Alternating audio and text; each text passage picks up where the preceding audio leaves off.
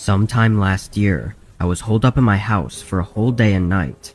My city had a huge storm come through that put everyone on lockdown inside for almost an entire 24 hours. Houses and roads were flooding, and on the news, there were even reports of wind damaging windows and ripping roof panels off of homes. I was alone at the time, spending the day on my phone, keeping up with the news and just listening to the chaos going on outside. Around 5 or 6, the power started flickering, turning off for just a few moments, then turning back on.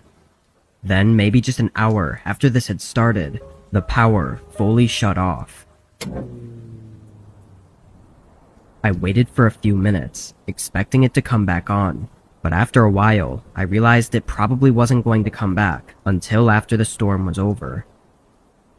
I sat on the couch and started scrolling through the news again on my phone for any updates, until there was a heavy knock on the front door. It scared me, being so loud in the midst of such a crazy storm, but also because I was not expecting anyone to be outside in this weather. I stayed where I was for a minute, debating whether to even see who it was, but then the thought rolled through my mind that maybe it was just a neighbor needing help or wanting to ask if my power was out too.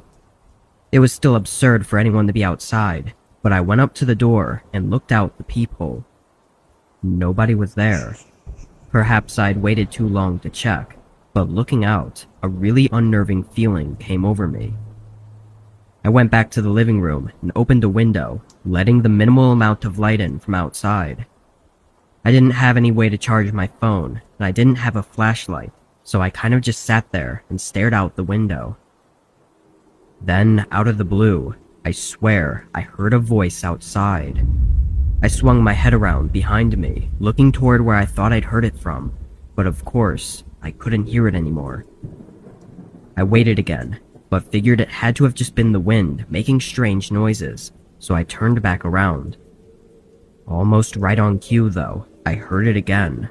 Just a quick few words, like someone was talking to someone else. I got up and went to a nearby window, looking out. It was so dark and rainy, there was nothing really for me to see.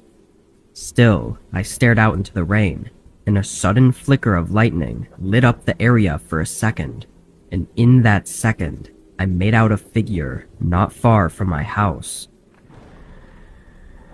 I had no way to know what he was doing, or really anything at all. I just saw a figure for a split second, and now that it was dark again, I couldn't see anything. Getting more unnerved, I closed up the windows and decided to go upstairs to the bedroom. Despite this, I was still nervous about the knocking and the guy I saw standing out in the middle of such a brutal storm. It was hard not to wonder what they were doing or who they were talking to.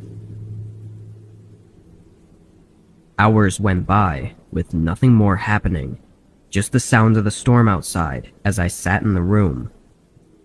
Then, just when I had started to forget about it all, a sudden sound faintly echoed from downstairs. It was a door opening. I could feel my face go pale as I tried to listen, but it almost felt like the storm had grown louder, and I knew there would be no way I could hear any footsteps at all. I just had to sit there in my own thoughts and wait, horrified, in the small, barely lit bedroom.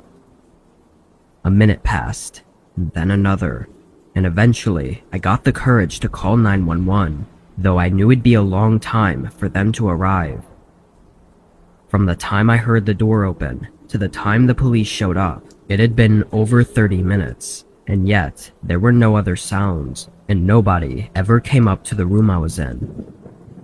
All the cops found was an open front door and wet shoe prints inside the house. There were no indications of any intent after entering my home. It almost seemed like they broke in, looked around for a minute, then just left.